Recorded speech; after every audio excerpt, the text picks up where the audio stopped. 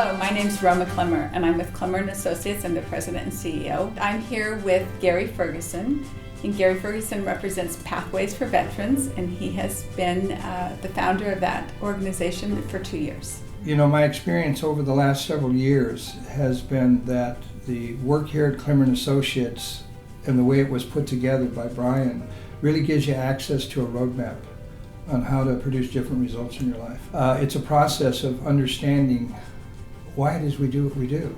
So what I found is that by going through the process at Klemmer Associates, starting with personal mastery, you're given access to the tools that can give you access to a different way of being, if you will, where you can actually find out who you really are, your authentic self, rather than this illusion of your identity that's been created out of your past experiences. You know, I can recall that happening to me many times as a returning Vietnam veteran. You know, I didn't have access to this information.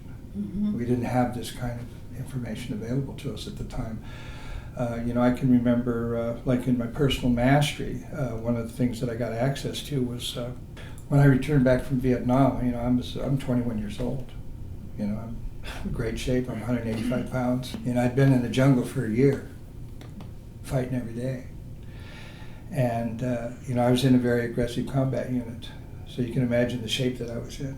And I came back to the United States after an 18-hour flight and got off the airplane in the airport out in San Francisco there on a very cold and foggy day. I'm in khakis. And I remember coming down the tarmac and saw this great big crowd of people down on the tarmac, and I go, wow, you know, welcome home. What I didn't realize that as I got closer, you know, my instincts kicked in and the hair on my neck stood up, and I realized that I was headed for trouble. And it wasn't a welcome home, it was a protest. And I remember going through a very angry crowd of people. And I remember this one guy walked up to me with real long hair with a sign, you know, baby killer. And he looked at me, and then he looked at my uniform, and then he spit on me. And the rage that I had inside at that moment, I mean, it was the grace of God that I didn't take him out. Because 72 hours earlier, I was in the bush.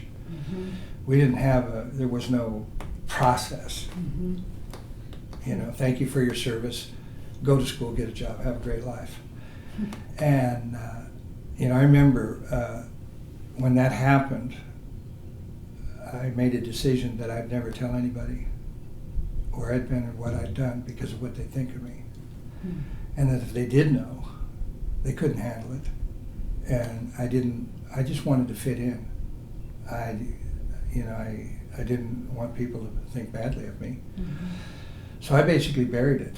And that's what our young kids are doing now that are coming back.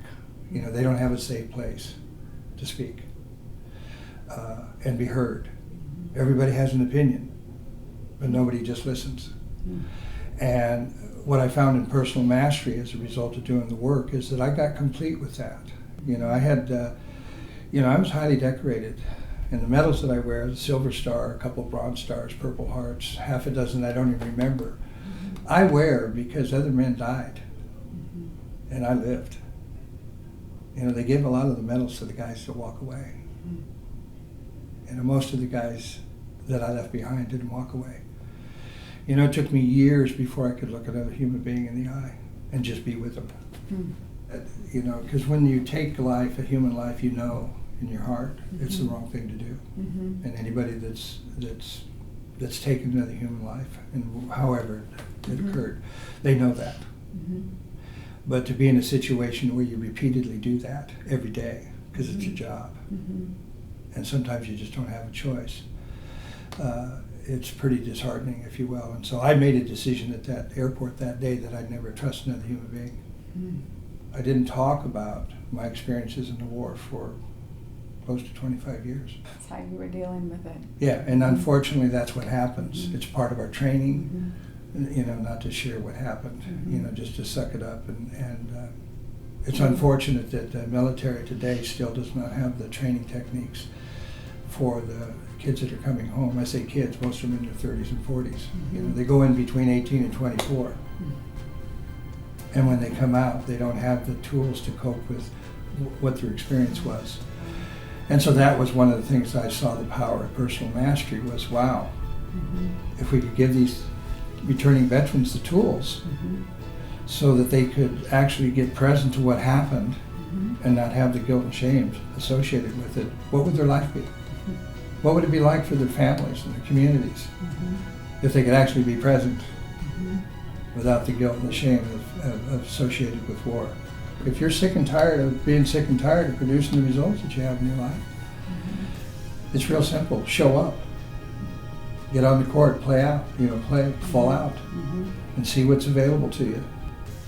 Stepping into it. That's it. Thank you, Gary, for allowing us to have this interview and for your support. Look forward to working together. You're welcome. Thank you. If you would like information about how you can support a returning veteran, visit pathwaysforveterans.org.